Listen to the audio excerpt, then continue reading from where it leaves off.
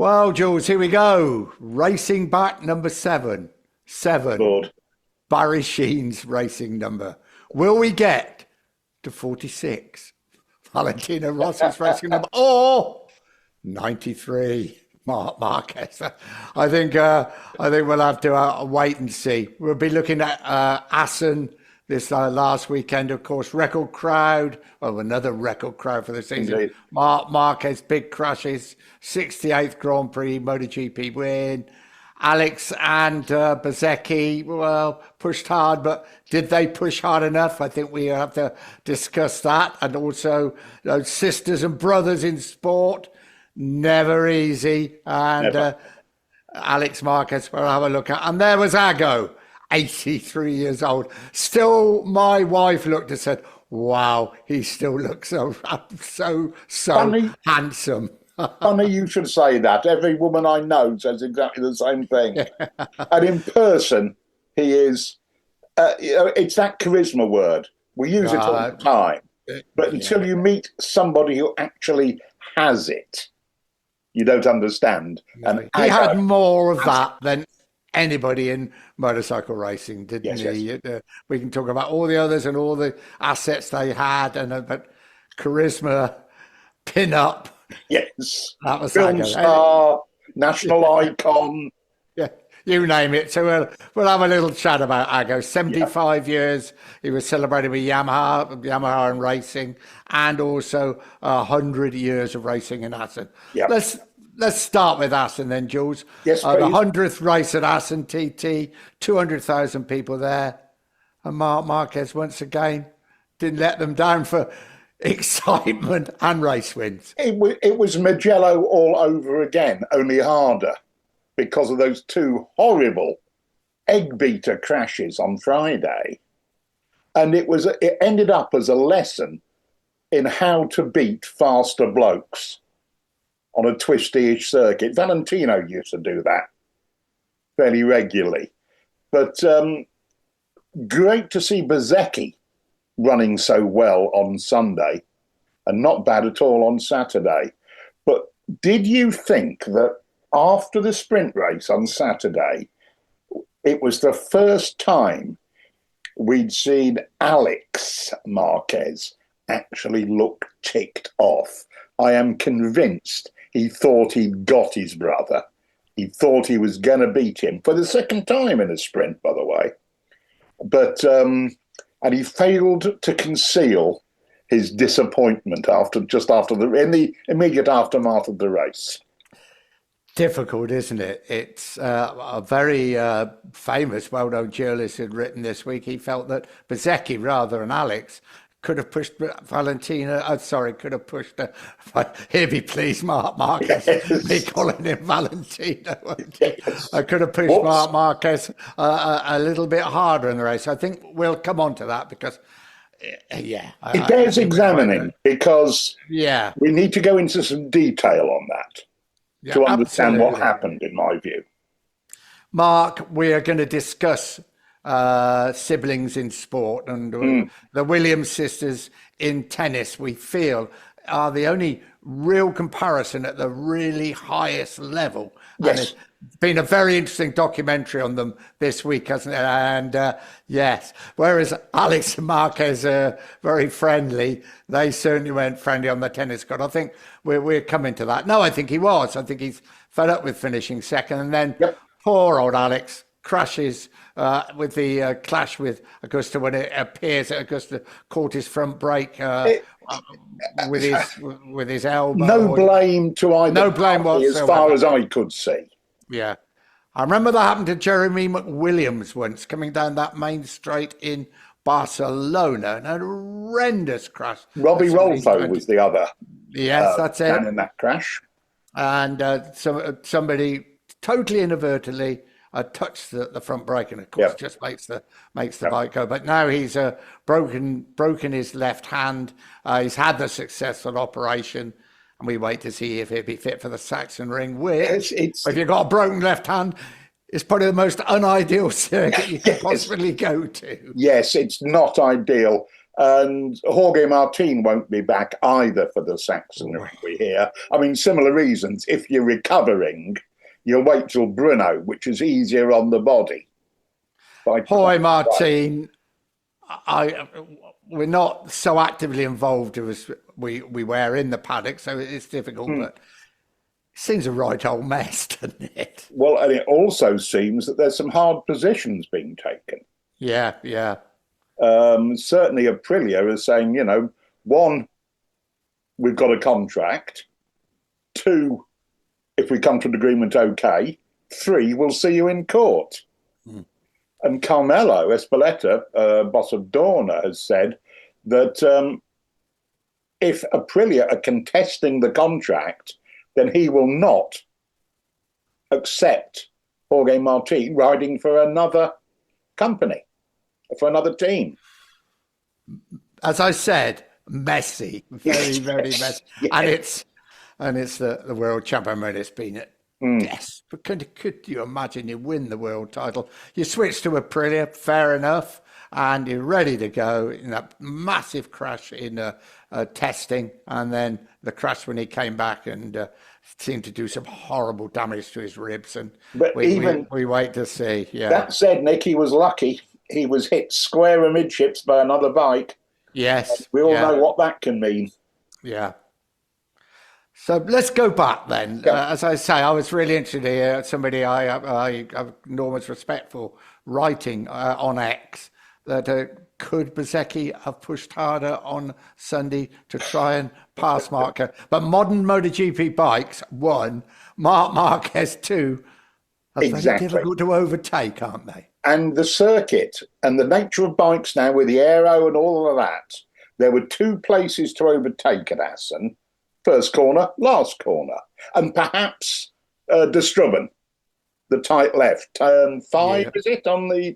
Yeah, on the new one. It is to the left anyway. Where Marquez... wonderful banked corner, didn't it? Yeah, where Marquez and Acosta had their coming together. Yeah, that's right. And as we saw, Marquez, the elder, was quite happy to let the bloke in second place be right up his exhaust pipes from De Strubben right the way round to the last left-hander.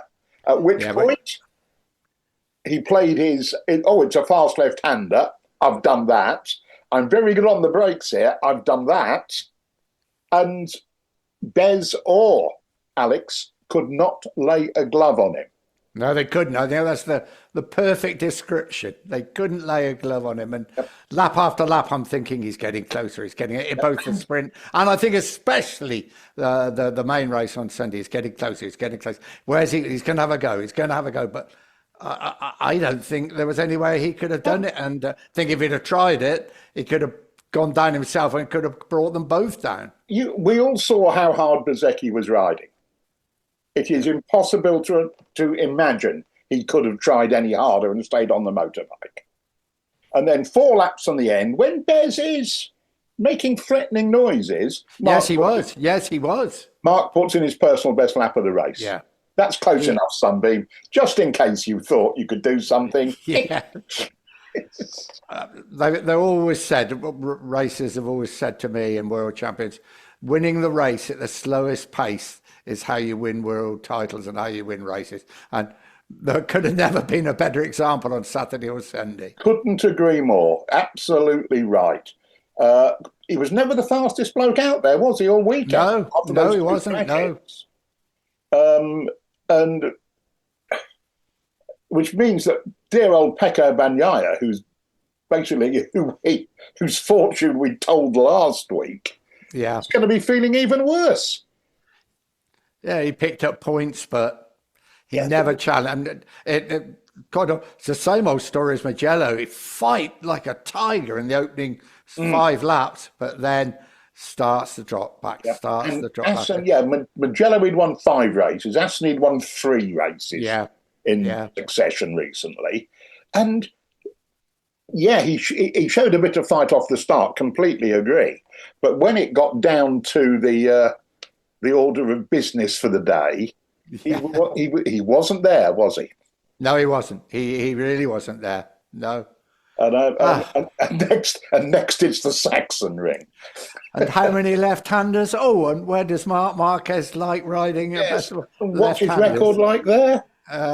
Very, very good indeed. Indeed. Yeah. And some Chantra, I've got to say, Thailand's first ever points in the Premier Class. Hooray! That's because good to see. That part of the world is so big, isn't it? No. And he followed Aleix Spargo for most of the race. And some cat said learning and learning and learning, which was a nice thing to hear. And good, because the Thai Grand Prix is now basically a fixture. There's Indonesia. Yeah, the Asia Talent Cup is producing an excellent crop of riders from a whole group of nationalities. And we need, it's a world championship, not an Italian-Spanish championship. Very much so. And I think India's back next year, isn't it? Yes, I think that is the plan, isn't it?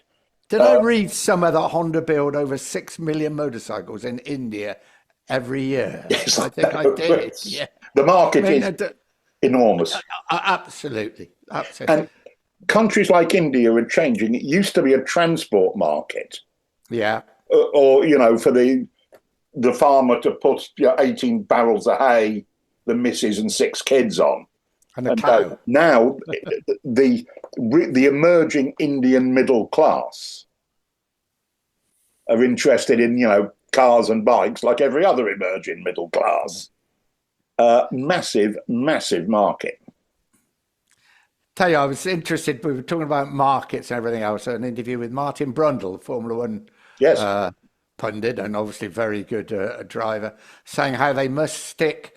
So they're all excited going to these new places, but it's Silverstone this weekend. How important it is to stay at these memorable, very backbone of the sport. And that's exactly what we said last week. And he said the same for Formula One. There's no Formula One race in Germany. There's no Formula One race in France at the moment. And which is ridiculous. There we go. Yeah, there was, I remember a feature, I think it was in The Guardian or The Observer, probably by Richard Williams then, a writer who I admire and like enormously.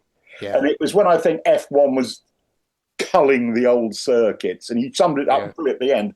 I want to go to Imola again. And the fact it's been crossed off the calendar because there aren't seats on the carsies is neither, shouldn't really be why we're not going there. We're back to carsies again. We're back to carsies again. Yes, as ever. Spot the journalist, Right. Álex and Mark. Yes, Álex and Mark. Serena and Venus Williams. Now, the Williams... You mentioned them last week, and I thought about this. And you think about other siblings. In tennis, there were the Lloyd brothers. John Lloyd, remember? Yeah, there was John, very much so. David Lloyd. Yep. I think there was a third. There may have been a third one. There was a third one. Yeah. I think it's John who's commentating on the BBC at Wimbledon. Yeah. And they didn't like playing each other. And when they played each other, the elder one always, with 100% accuracy, won. Which I thought was interesting. The talent range, I've no idea. But the Williams sisters, because they were, like the Marquez brothers, at the top. Peak. That's exactly right. You can, I was thinking of Brad and Darren Binder. I was thinking of Christian and Dominic Saron. And I'm sure they clashed, but probably not fighting for the lead every single week. Absolutely. In the spotlight. In the top championship. I'm sure the Aoki brothers came together in 250. Oh, my God. Absolutely. Yeah. But this is at the top. And I read something from Serena Williams this week where they hated playing each other, especially in finals. Not fun. And she started, when they change ends, they normally squeeze between the net and the umpire's chair. Yeah. Serena started walking round the other side of the net. Really? So she didn't have to basically acknowledge her sister. Yeah. And I think she carried that on. She took that into other as well. But that's why she started doing it. I'm not playing my sister. I'm not playing my sister. I'm Yeah. playing a match. And it is not an easy thing to do. But Must be incredibly difficult for Very. Álex Márquez. Yeah. Oh, here we go. We were talking about the sprint race at Assen, Yes. and we've seen it many times. Do you risk life and limb of yourself? You may even be prepared to do that. Yeah. And your brother. Yes. The high speed crash. The- The sport that's, is for all the safety and everything is always going to be dangerous. The answer is yes, under an extreme set of circumstances. Yeah. I would suggest it's not never, but in the same way, the VR46 Academy boys do tend to look out. They'll tell you, Has Mordelli got a brother? I was trying. He could be the exception that proves the rule, Nick. Well said, But they've all said that if it's the academy, you're not as inclined to get the battle axe out. Imagine if it's your older brother and they're very close, aren't Well, they? I think my younger brother would have done me over quite happily, There we go. I was looking at other brothers as well. I was certain there was an Agostini had a younger Felice brother. Agostini. Felice, yeah, and he did. And he finished 5th in the Spanish Grand Prix in 1978. And then Scott Doohan, Mick's brother, rode in the Australian Grand Prix. He finished in the points in Australia.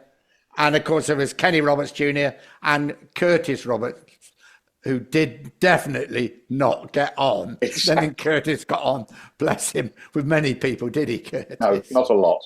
But again, they weren't up the sharp end. No, they weren't. No, totally different circumstances. Yeah. And the questions and the suggestions on social media that, Álex doesn't attack because it's his brother has annoyed both of them. I could imagine. Really quite serious. And I don't blame them for being annoyed because it's obviously tosh. Yeah. Look at Assen. Who was closer to Mark? Álex or Bez? Answer, Álex, by quite a long way. Yeah. And, you could see what he was trying to do. He was trying to work up to him, but done by the same tactic. Marc Marquez being fast where it mattered. That's right. And letting the opposition get on his back wheel where it didn't matter, where they couldn't do anything about it. And I look forward to somebody's, I'm not sure whose nose being rubbed in it at some point in time, but there's going to be some sort of denouement to this, don't you? Oh, of course there is. It may be that Álex gets totally ticked off and hoofs his brother into the car park at some point in time.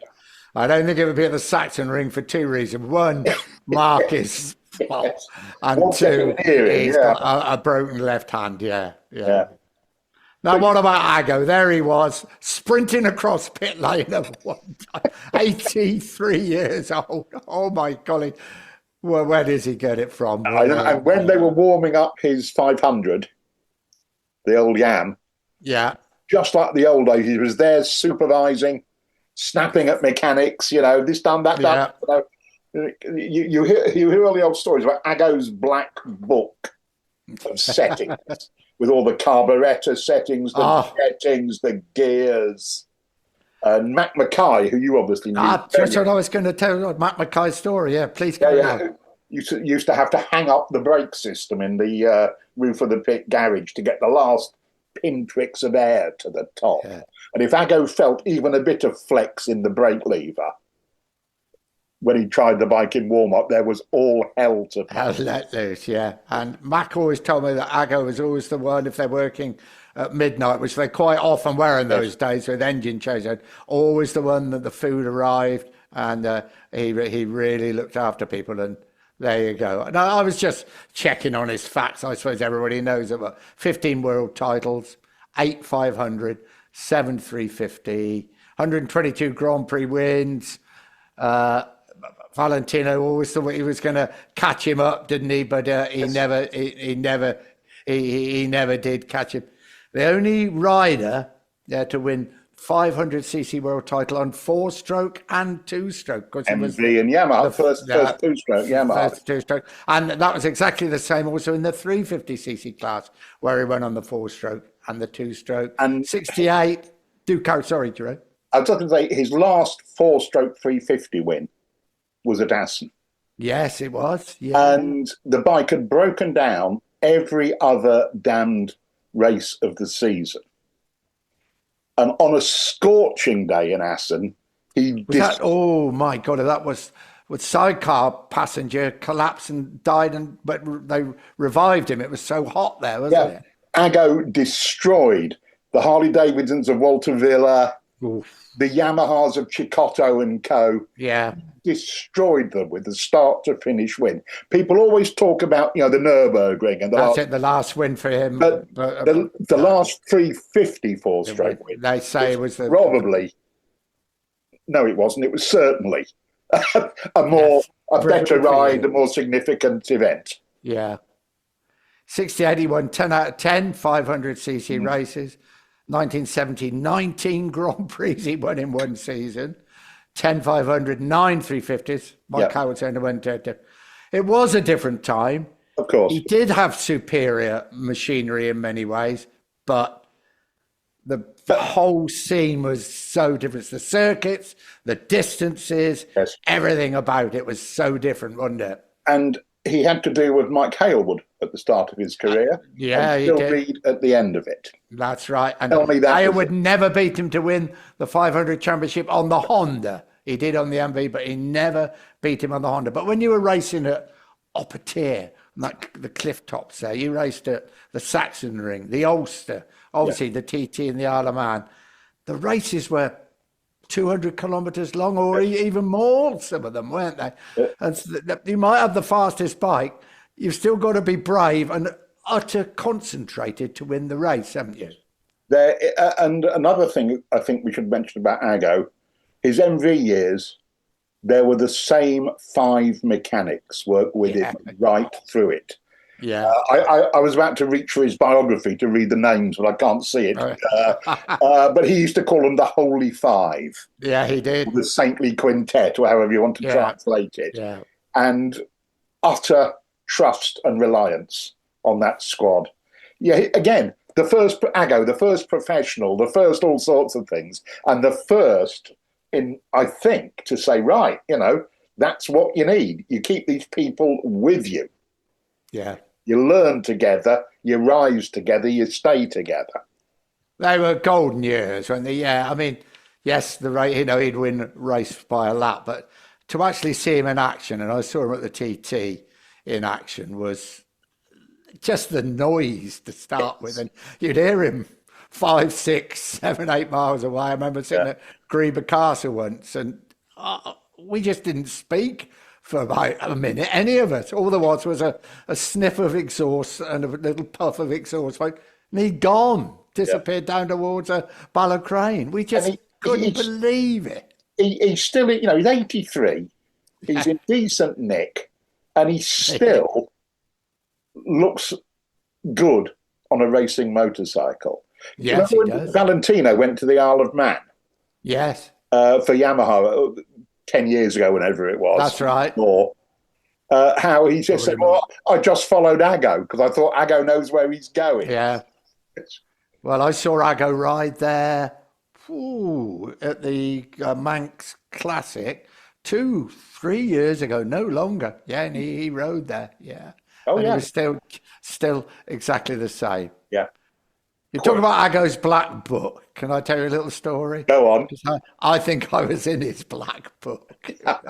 Would this be your first professional engagement? It was, yeah, it was. Norrie White called me over, the infamous news editor of Motorcycle News. Laddie, you'll be going to Misano next week because John Brown's gone to Daytona and we want you there. It's the first time I'd ever driven abroad. It was the first job I ever did for Motorcycle News, road racing wise, and it was the first international race I'd ever been to report. You can imagine I was I arrive at the Abner's Hotel. The Abner's Hotel. It's the hotel in Riccione where they used to race past on the seafront there before they built Mazzano. Then Bergamonte was killed, wasn't he, in a seafront crash? Yes. So they built Mazzano.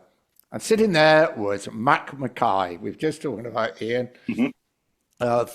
And the much to Mac's disgust, said, "Oh, there's another Englishman staying here, me, Mr. Mackay," which wasn't the perfect. Anyway, cut a long story. Mac said to me, "Well, your first ever race, my luggage had been lost as well, so I'm looking pretty scruffy. Would you like to come to dinner tonight with the team?" He said, "It's only upstairs in the restaurant at the Abner's." I said, "Oh, that's really kind of you. So be there at 7:30. 7:30, up I go. It's Ago's team. I didn't realise that. I'm sitting there, first ever song. There's Ago ordering the wine and the food. I thought, well.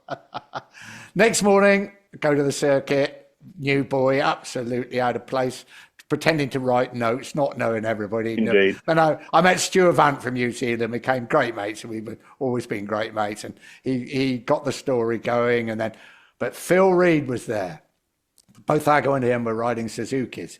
I feel the spoon is about to arrive. Yeah, had this enormous fur coat on, but he saw my motorcycle news jacket with my name on. He said, "You're the new man at Motorcycle News." Yeah, he said, "Would you like to come to dinner with me tonight?" He said, "Yeah, I'm at the Abner's. I'll meet you in the restaurant there." Up I went. There was Phil. Let me some T-shirts. Stuff had been left.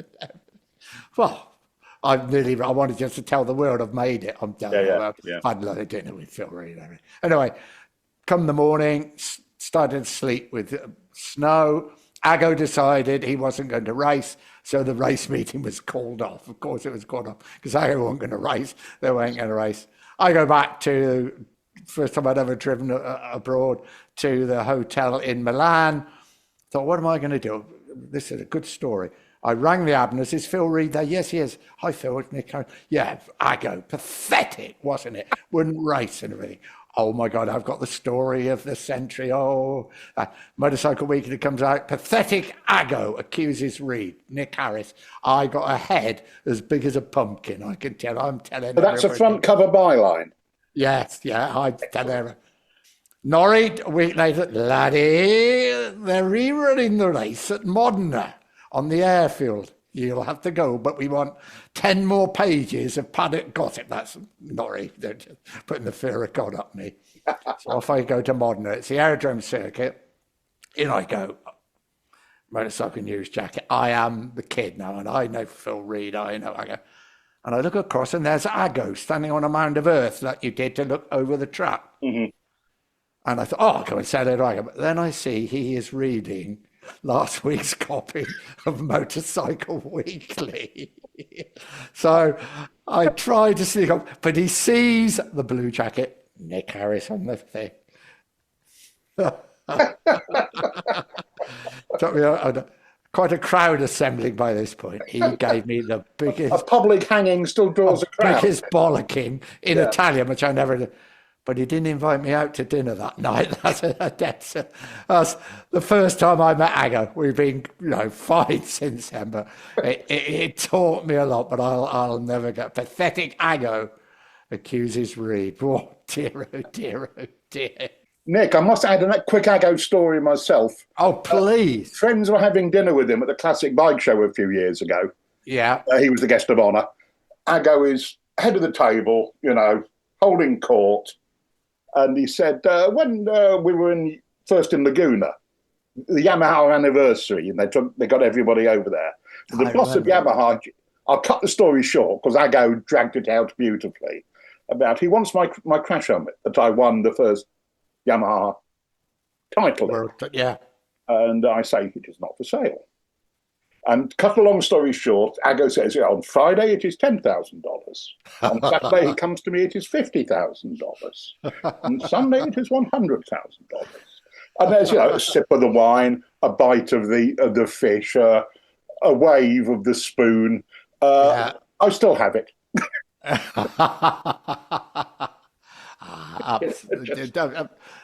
We talk about legends, and of course there are legends in our sport, and we talk about all the That is a real legend, isn't And it? don't let anybody tell you, this is for young readers, don't let anybody tell you he only won because there was no opposition, because that is absolute bleep, bleep, bleep. Yeah. First two-stroke winner of the 500cc World Championship. First Yamaha winner of the 500cc One World on his Championship. Of first course, trip to Daytona, which I yeah, think was his first ride on a two-stroke. yeah. You know, That brings us on nicely. 75 years of Yamaha. First win, 1963. Fumio Ito won at Spa. And then what followed since then? It was amazing. I mean, Reed and Ivy on those four-cylinder two-stroke 125s and 250s. I mean, masterpieces, weren't they? dangerous, finicky, knife-edge machinery when 250s were the cutting edge. Yeah. And there was talk of the 500 class being thrown out the window because, there was multi-cylinder 250s coming from everywhere, all the Japanese factories. Yeah, and Reed and Ivy were and then, superb on them. the productionizing of it to produce the TZ, Yeah. which carried, I was going to say a generation, probably several generations. Several generations. I would imagine if you think of most riders of 30 generations, 90% of them have ridden a TZ Yamaha at some stage, don't you think? When you could buy a TZ Yeah, and go Grand Prix racing, and if you were up to it, dead right. in terms of setup and riding ability, you were in the points. And you could win world titles. Rod Gould, Yes. Dieter Braun, they all won, didn't they? On the twin. Phil Reed won on the twin, didn't he? After the the rules changed. Yeah, with help with Yeah. the Helmut Fath gearbox and stuff. Yes. Yeah. That's right. But it was a private. Still, it was a privateer win. Let's not get away from that.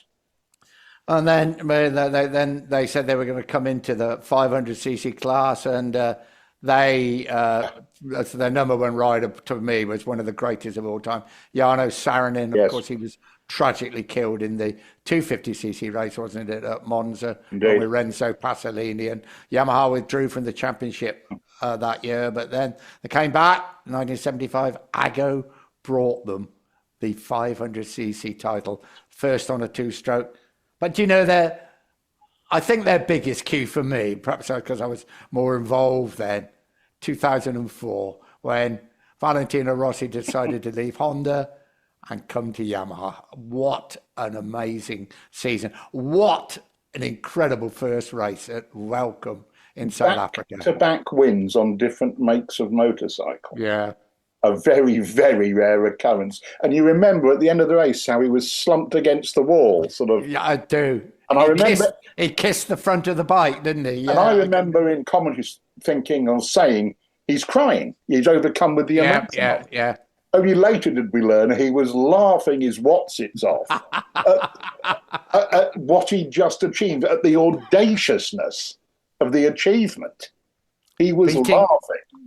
Beating Biaggi, his biggest rival. There's rivalry between Marquez and Rossi. There's never been rivalry like Biaggi and Rossi. They hated each other. And they did come to blows in the control tower of Barcelona. I was waiting to do the press conference, and Max came in with a cut over his eye.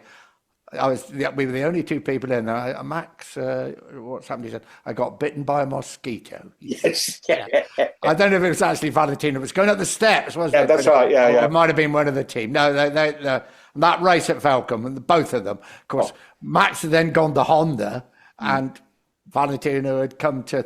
They fought unbelievable battles. It was proper. It worked. It was. Yes, it was clean. It was hard as hell, but it wasn't. Yeah, but it was clean. Nothing that was dirty going on. Because it wasn't always clean between them, wasn't it? Was it a Suzuka one year when they... Oh, that was a dirty move. Down the straight there. Yeah, Max put him on the grass coming out the chicane. He did, yeah. And that was... Nowadays, you'd be doing double long lap penalties at least for that one. You'd be going to the next town and back, I think, before they let you back on the racetrack. You're not... But it was fantastic. fantastic rivalry. Oh, yeah. I So think they've calmed down a little bit now. the question is, Nick, can we get this sort of rivalry between two brothers, do you think, in the next month or two? Well, I don't think so. If I'm Neither do I. really, really honest, I'd love to think so. And I admire Mark so much. Oh. You were talking about legends. He is a legend, Yeah. no doubt. But I really like Álex because he is really taking it to him. If he can step up the next level, if he can get over the brotherly side of it, I think it's going to be very, very, very tough. But I'm pretty sure that Álex will beat him again this season. yeah, I'm sure. Probably in a sprint, but Yeah. it doesn't take much. I mean, before this accident with Acosta, I was thinking I can see Álex winning the world title through consistency. Yeah. All of a sudden, it's Álex who has the accident. Yeah, that's right. Probably mean he'll miss Germany, but Yeah. we shall see. Right, and even if he goes to Germany, we'll see. I see Jorge Martin is already ruled out of Germany. Yes. Even if whatever he's riding, whatever he's doing, and we really aren't Well, close enough to the action. That's sensible, given the physical nature of the Sachsenring track. And Mr. Harris, I'm about to give you the time-honoured 2-minute warning. Oh, right, helmet on. I'm ready to coming out the pit. Get to the gate. Okay. I've just written down, will Yamaha return to the top with a V4 and with Toprak on board? Now, there's a question. I think if we could answer that question, we'd be earning a lot more money than we are at the moment, that's sure. It's funny. You canvass the opinions, and I can find you people you respect telling you everything from he'll be world champion next year to he won't see which way anybody went. That's right. And I mean, all these answers are possibly correct. Yeah, well, we'll be talking about him at Donington Park, which is a couple of weeks' time at the British Superbikes. We'll be talking about the Sachsenring, the waterfall, left-handers, and the history there. And we reflect on the British Superbikes. They're in Scotland. They're in Knockhill. Busy times. Very busy times. Lots of good quality racing. I mean, Toprak versus Boulaga is turning into a damn good story, isn't it? It is. That's at Donington Park week next, not this coming weekend, the weekend after. Yep. British Superbikes at Knockhill this weekend. That's our entertainment for this weekend. Yeah. See you, Jules. Look forward to next week. Nick, always fun. Keep your eye on the ball, mate. Cheers.